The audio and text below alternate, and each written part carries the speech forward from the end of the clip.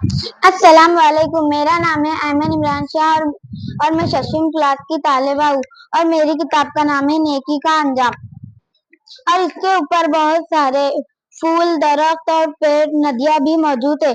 यहाँ पे कुएं, रेनबोस भी मौजूद है। इसके ऊपर शहजादियाँ भी मौजूद है। इसके अंदर के इसके अंदर बहुत अच्छे तरीके से लिखे गया है और मुझे समझ भी आ रहा है। अब मैं मेरी कहानी शुरू करती हूँ। अरब के एक शहर में एक नेक शख्स रहता था।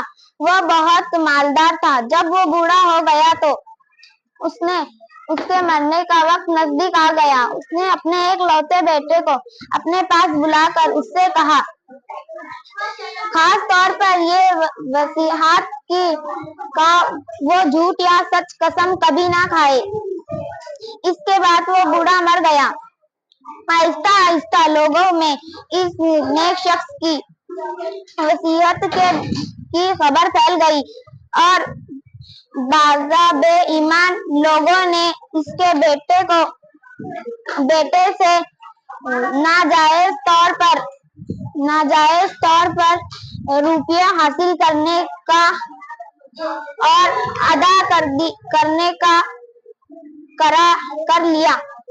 उस उन उसमें उनमें से बारी बारी एक शख्स उसके पास आता और कहता कि तुम्हारे बाप ने